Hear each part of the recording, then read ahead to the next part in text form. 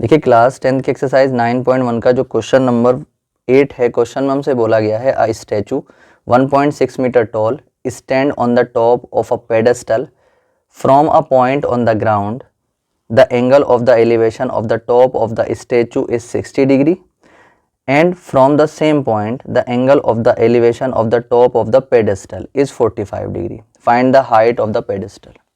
तो देखिए क्वेश्चन में हमसे क्या बोला गया है, क्वेश्चन में हमसे यहाँ पे बोला गया है कि एक पेडेस्टल है। पेडेस्टल क्या होता है? जिस पर कोई चीज़ खड़ी हुई होती है, ठीक है। एक तरीके से कह लीजिए बेस होता है,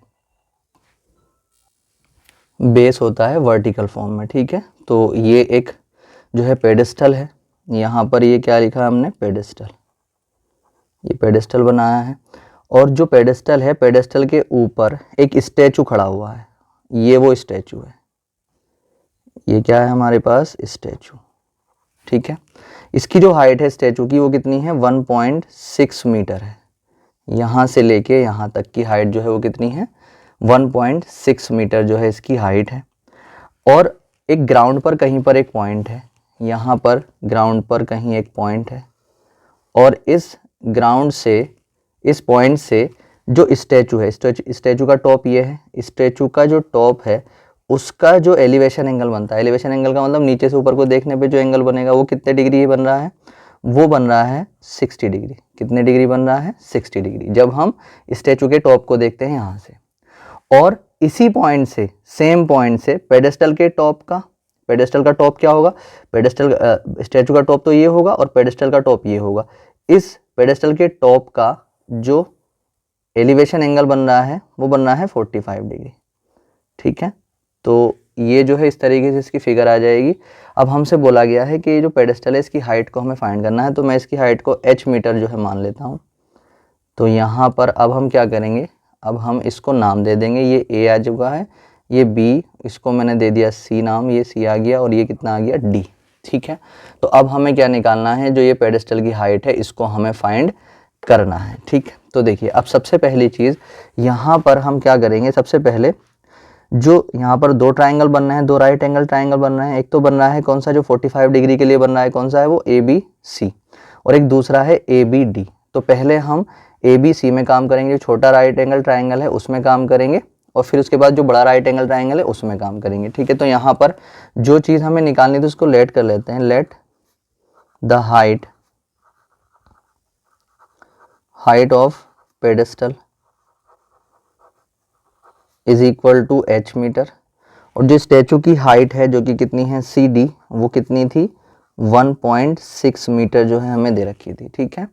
अब हम सबसे पहला काम क्या करेंगे? सबसे पहले इस ABC में काम करेंगे और इसको भी AB को भी हम लेट कर लेंगे, चाहे x मीटर। तो हमने यहाँ पे लेट कर लिया। लेट AB, जो बेस है इसका AB कितना है? x मीटर है, ठीक है।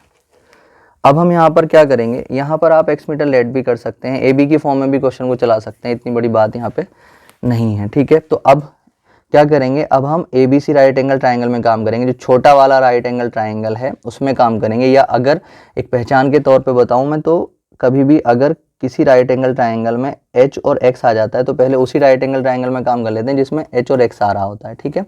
तो हम ABC में ही काम कर लेंगे। तो यहाँ पे लिखेंगे in right angled triangle ABC, ठीक है। जब ABC में आप काम करेंगे तो हम यहाँ पर देखते हैं कि जो ये राइट एंगल ट्राइंगल है इसमें किन दो साइड्स की बात चल रही है। तो यहाँ पर अगर हम देखते हैं तो ये हाइपोटेनस का तो जिक्र ही नहीं आया। हाइपोटेनस क्या होता है? 90 डिग्री के सामने वाली साइड। यहाँ पर जो बात चल रही है वो बेस की और परपेंडिकुलर की बात चल रही है। तो और बेस और परपेंडिकुलर जो आते हैं वो किस ट्रिग्नोमेट्रिक रेशो में आते हैं? वो 10 में आते हैं। तो जिस ट्रिग्नोमेट्रिक रेशो में ये दोनों चीज़ें आएंगी, बेस और परपेंडिकुलर, है ना, उसी को लेकर के चलेंगे। तो कोट में आता है और 10 में आता है, तो 10 और कोट में से कोई भी यूज़ कर लो आप, ठीक है। तो यहाँ पर मैं 10 ले रहा हूँ, तो यहाँ पर मैंने लिखा 10, और 10 के साथ एंगल कौन सा काम करेगा? 45, क्योंकि इस ट्राइंगल में जो एक्यूट एंगल है, ये वाला जो एंगल है वो 45 डिग्री काम कर रहा है। तो यहाँ पर आ जाएगा 10 45 डिग्री इज इक्वल टू 10 का फॉर्मूला होता है परपेंडिकुलर अपॉन में कितना? बेस, ठीक है। तो 10 45 की वैल्यू होती है 1 इज इक्वल टू परपेंडिकुलर कितना था इसके लिए? BC, और बेस कितना था इसके लिए? AB, ठीक है। क्रॉस मल्टीप्लाई कर लो, AB की जब 1 से करेंगे तो AB आ जाएगा is equal to BC, BC कितना था, हाँ यहाँ पे BC आ जाएगा, ठीक है। तो हम यहाँ पर देखेंगे अगर तो AB कितना था हमारे पास x, और जो BC था वो कितना था h, ठीक है। तो ये x is equal to h आ गया, इसे इक्वेशन फर्स्ट मान लो, ठीक है।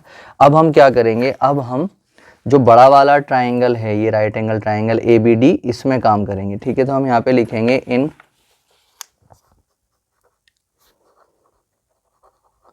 राइट एंगल्ड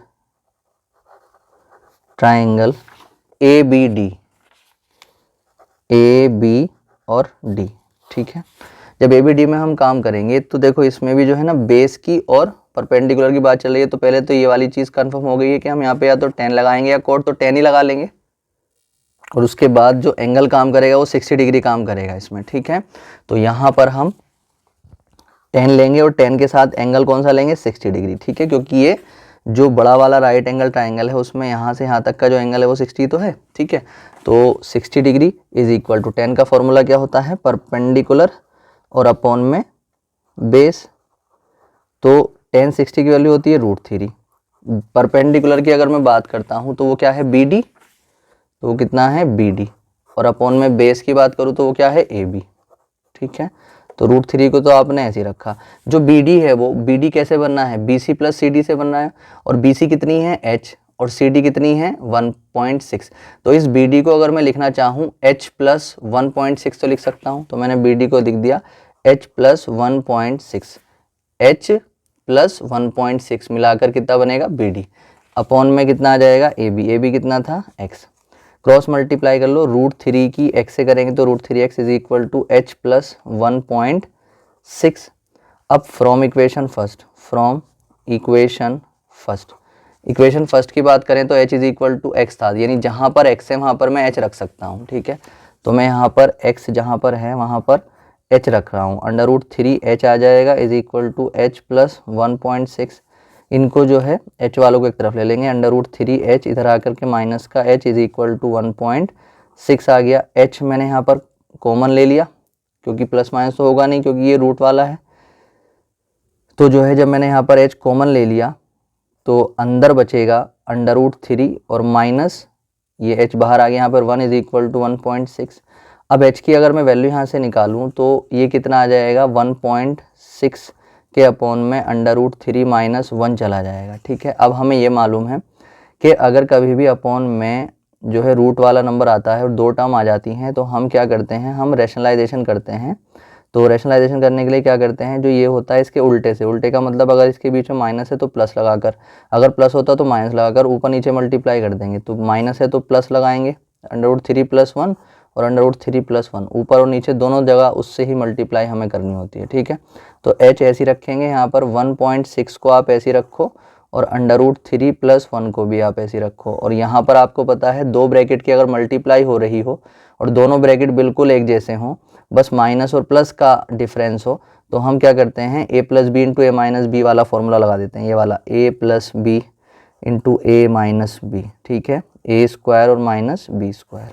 तो यहाँ पर √3 का स्क्वायर हो जाएगा और माइनस ये जो है दूसरा टर्म 1 का स्क्वायर हो जाएगा, ठीक है। तो h इज इक्वल टू हमारे पास आ जाएगा 1.6 इंटू √3 + 1 और अपॉन में √3 का स्क्वायर कितना होता है 3 और माइनस √3 का स्क्वायर 3 होता है, -1 का स्क्वायर 1 होता है, ठीक है।